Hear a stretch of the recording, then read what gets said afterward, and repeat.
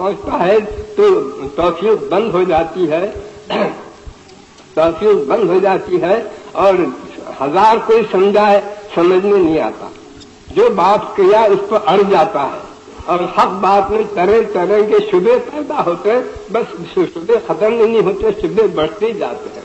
अब ये चीज बहुत बुरी चीज है।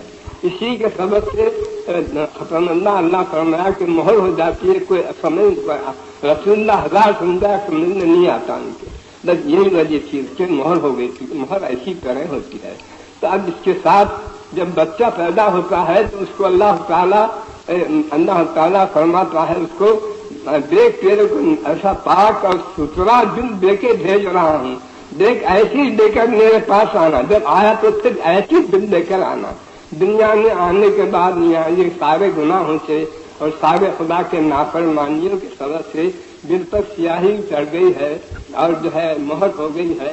ये हालत देखकर अल्लाह ताला को आपसे बहुत मोहब्बत है, इस वास्ते अल्लाह ताला आपको ये फरमाते हैं कि दिल की ये हालत तुम्हारी मुझसे देखी नहीं जाती। तो इस वास्ते मैं तरह तरह की तस्वीरें करता हूँ और तरह तरह से समझाता हूँ। कुरान में क्या क्या तरह से समझाया गया है यहाँ, अगर आप देखें तो मालूम होगा। यही दिल की स्याही और ये मोहर तोड़ने के वास्ते तरह तरह से आपको समझाया गया है। मगर मुश्किल ये है कि इंसान की हालत कुछ अजीब हालत है कि ये मुंह मोड़ा हुआ इंसान, अल्लाह से मुंह मोड़ा हुआ इंसान ये क्या करता है, ये बेरुख है, ये अल्लाह से बेरुख रहता है। मगर अल्लाह बेरुख नहीं है और ये ताल्लुक तोड़ना चाहता है इंसान, मगर अल्लाह ताला इंसान से ताल्लुक तोड़ना नहीं चाहता है।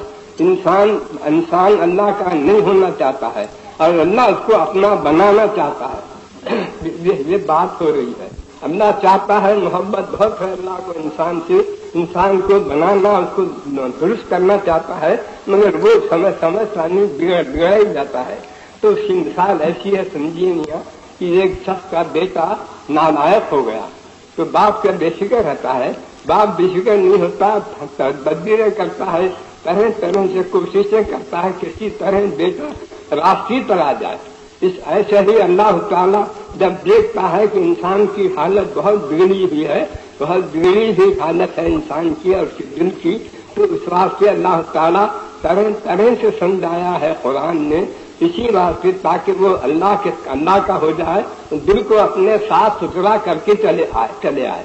जब जाएंगे आप इस वक्त दिल को सुथरा साफ करके जाइए, नहीं अगर ये दिल लेंगे तो बहुत मुश्किल है वहां जाने के बाद। इसी वास्ते अक्ल करता है। या यूं समझिए आप कि एक शहद में जहर मिला हुआ है, गौर से फरमाइए, शहद में जहर मिला हुआ रखा है, बच्चा जो है ललचा रहा है वो शहद खा जाने के बाद माँ देखती है कि बच्चा खाना चाहता है, बेचैन हो जाती है, तरह तरह से कोशिश करती है ताकि बच्चा न खाए। ऐसा ही अल्लाह ताला देखता है आपको कि आप ये गुनाह जो कर रहे हैं तो गुनाह नहीं कर रहे हैं, जहर खा रहे हैं। मेरे दोस्तों जरा याद रखो, मेरे मालूम को कि हम जो गुनाह कर रहे हैं वो गुनाह नहीं कर रहे हैं, खुदा की नाफरमानी नहीं कर रहे हैं, जहर खा रहे हैं। मगर जहर ने लज्जत दी है। तो बच्चे की नजर शहद पर है, माँ की नजर काय पर है, उसके अंदर जो जहर है उस पर है। ऐसे ही तुम्हारी नजर काय पर है, वो लज्जत गुनाह की जो लज्जत है उस पर है। अल्लाह की नजर उस पर, उसमें जो जाहिर है उस पर नजर है। इसी बात से अल्लाह ताला रोकता है और ये फरमाता है कि देख बंदे, मैं तेरे को जो रोकता हूँ तू समझता है मेरे नुकसान मेरा कर रहे, नहीं, तेरी लज्जत के बाद रोकने का आशय कर रहा हूँ, बल्कि जो जहर खाना चाहता है वो जहर से तुझे बचाना चाहता हूँ मैं।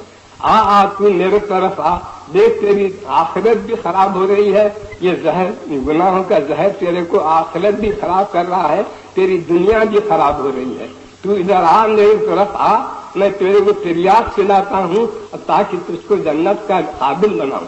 इस वास्ते तिरियास खिलाता हूँ, तेरे दिल को साफ करके यहाँ से ले चलता हूँ। जहाँ मेरी तरफ आ, कुछ तो रुजू कर, मेरी तरफ रुख कर, तौबा कर, जो तू किया वो बुरा कर रहा है, गुनाहों से बाज आ, मेरी तरफ आ, मैं तुझे तिरियास खिलाकर तुझे जन्नत के काबिल बनाता हूँ। اور اس کے بعد میں آپ سے عرض کرنا چاہا کہ یہ گناہوں سے اور اللہ کی نافرمانی سے کیا ہوتا ہے، آخرت بھی خراب ہوتی ہے، دنیا بھی خراب ہوتی ہے۔ مگر میں اس وقت آپ کو آخرت میں کیا نقصان ہوگا گناہوں سے اب نہیں بولنا چاہتا، میں اس وقت میں ٹوٹ بہت ہو جاتا ہے۔ اب اس وقت میں دنیا میں جو نقصان اور ضرر پہنچتا ہے صرف اسی کو آپ کو سمجھانا چاہتا ہوں۔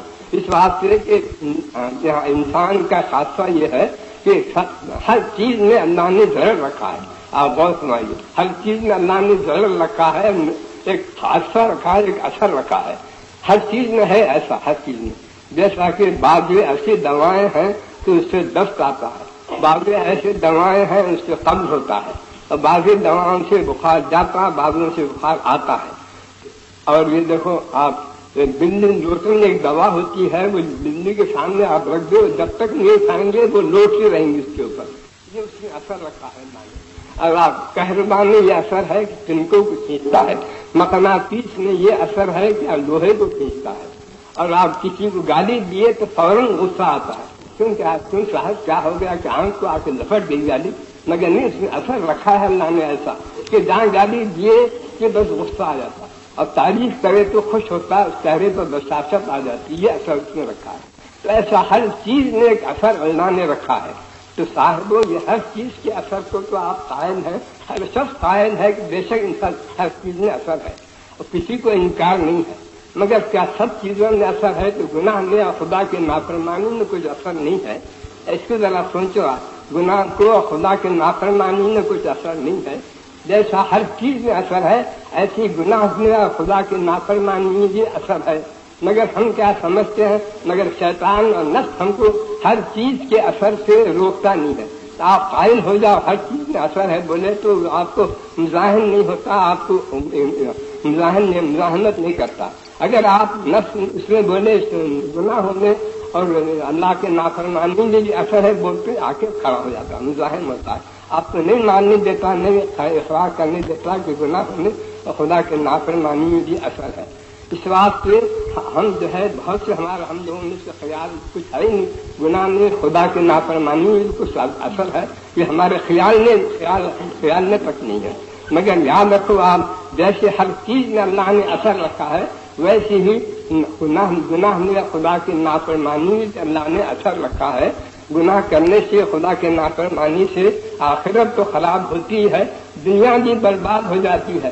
یاد رکھ لو آپ، میں اس کو اسی کو سمجھانا چاہ رہا ہوں کہ دنیا کیسی برباد ہوتی ہے۔ آپ ذرا سوچئے، ابلیس جس کو شیطان آپ بولتے ہیں، کیسا تھا وہ؟ بڑا عابد و زاہد تھا، دنیا میں زمین پر ایسی عبادت کیا، اتنی عبادت کیا کہ فرشتہ بھی نہیں کرے گا۔ اس کے سبب سے مقبول ہو کر اس کو آسمانوں پر بلا لیا گیا، آسمانوں پر ایسی عبادت کیا کہ اس کو ترقی دیتے دیتے عرش تک پہنچایا گیا، عرش کو ٹیکا دے کر بیٹھتا تھا اور فرشتوں کو سبق دیتا تھا۔ اسی بات سے اس کو معلم میں ملکوت بولتے ہیں اس کو۔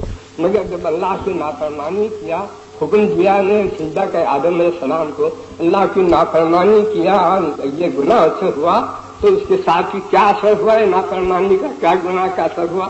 اب میں بتاتا ہوں آپ کو۔ یہ ہوا کہ آسمان سے اس کو زمین پر پھینک دیا گیا، اور زمین پر بھی اس کو ملعون بنا دیا گیا، اس کو صورت بگاڑ دی گئی اور باتیں اس کا خلاف کر دیا گیا، رحمت کے جگہ میں لعنت نصیب ہوئی۔ سچ بولتا تھا ہمیشہ، آپ جھوٹ بولنے کا، جھوٹ بول کر ہمارے کو بہکاتا سکھاتا ہے، جھوٹ بول کر، اور ایسے آدم علیہ السلام کو بھی جھوٹ بول کر بہکایا سکھایا۔ تو یہ سب خرابیاں سارے جو پیدا ہوئے، یہ سب خدا کی نافرمانی کا، گناہوں کا اثر ہے۔ ایسا ہی میرے دوستو، نوح علیہ السلام کے زمانے میں ساری مخلوق جو ہے گناہوں میں مبتلا تھی اور خدا کی نافرمانی کر رہی تھی۔ بہت سمجھایا گیا، نہیں سمجھے تو گناہوں کا نافرمانی کا کیا اثر ہوا؟ اس نافرمانی کا یہ اثر ہوا، تمام زمین پر پانی آ گیا، سب کے سب غرق ہو گئے، ڈوب گئے۔